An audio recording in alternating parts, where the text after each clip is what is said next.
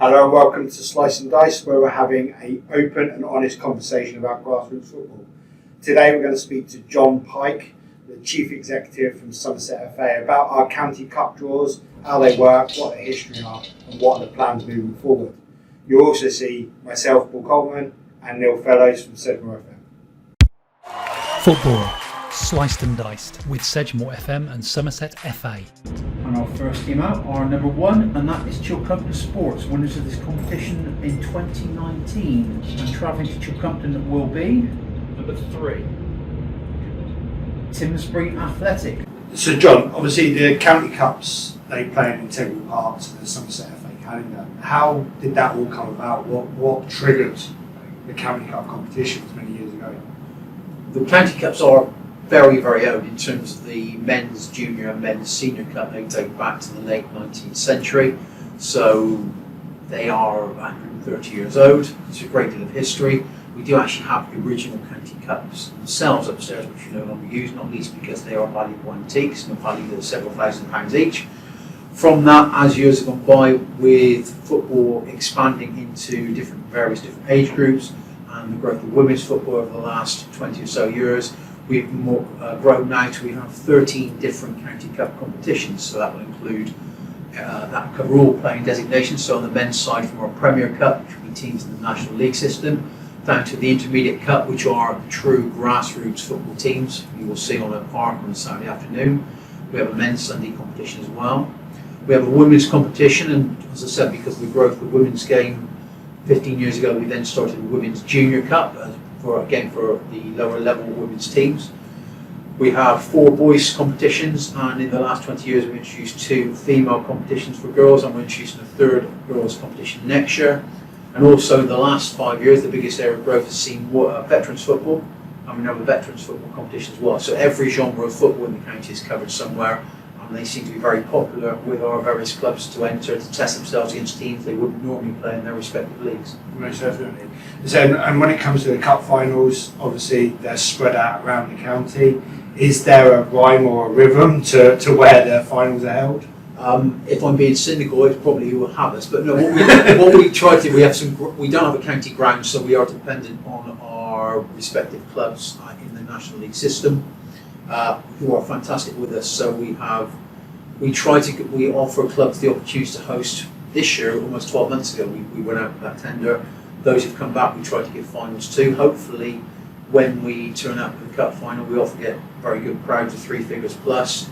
The clubs themselves will make some profit from hosting us through selling chips and butties and through to drinks.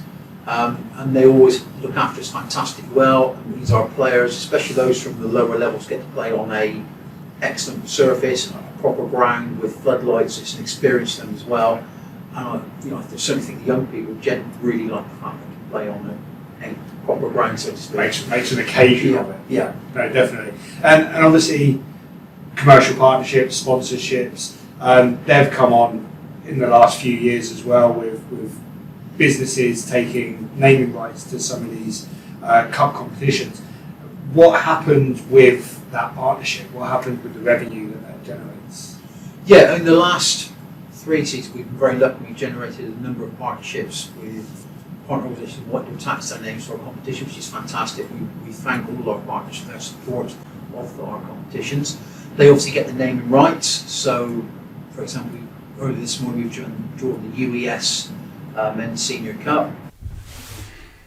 All looks very interesting, but a question that you might actually be asking yourself is, what actually happens behind the scenes at a cup draw? To make the draw today, we have Neil Fellows from Sedgemoor FM. Thank you for joining us, Neil. So right, here's how a draw is made. There's me. I'm emptying the balls from a bag into the cup at Somerset HQ, then disposing of the bag just behind the podium there, so that's all neat and tidy and out of the way. And then Paul's reading from his script. There I go, diving in, pulling out the first ball. This will be the home team. And there we go, there's the home team. And then popping that ball away, discreetly out of the way, and then diving back in for the away team. It's really this simple, and there obviously is the away team.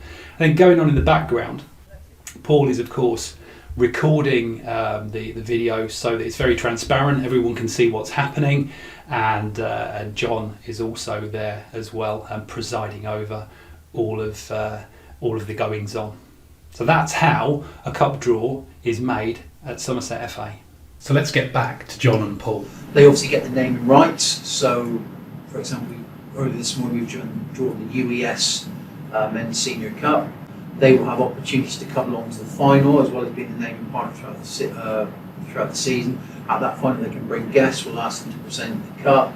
And hopefully that by association with the competition sponsors tend to be offering a product which will suit the players, the competitors in that competition. Obviously they will then get some feedback from those people having played the UES Cup, people who watch UES, and then hopefully tie into their services. Most definitely. So, and just finally, tell us a bit about yourself. Obviously CEO here at Somerset FA. Where and how and why did that all come about? I'm Chief Executive of Somerset FA. I have been now, I will be 16 years come April the 1st. I started on April Fool's Day, which I don't know what they're trying to tell me. Because I also we worked here for 2 years before that, and I started on April Fool's Day then as well. So I've been almost at Somerset FA for almost 18 years now. I think for anybody who likes football, as all our staff do, it's almost a vocation to work here because we love the game of football. We've all been involved in football to some respect before, and be it as players, referees, coaches, administrators, and then we get to effectively our hobby becomes our job, which I think most people will tell you is a dream really, because then it's not so much a job as it's a vocation. And certainly now Sunday mornings are not the bind it was when I worked in other areas. I didn't enjoy it as much. You don't get, oh my gosh, it's Sunday night feeling. So that's the best bit of being here. Jon, thank you very much, and obviously please keep doing the fantastic job you're doing. Greatly appreciated by myself and everyone in grassroots football across Somerset. If you've been watching up to now, and we hope you have, just drop in grassroots football into the comments and just tell us about your experience of some of the County Cup finals over the years. And we hope to see you at all of this year's finals, which are going to be some great occasions. Come along, support the teams that have been there, and support grassroots football where you can. Thank you very much. If you've enjoyed this episode, please subscribe to the channel. And if you want to get extra content and support the channel, then check out the Patreon link in the description.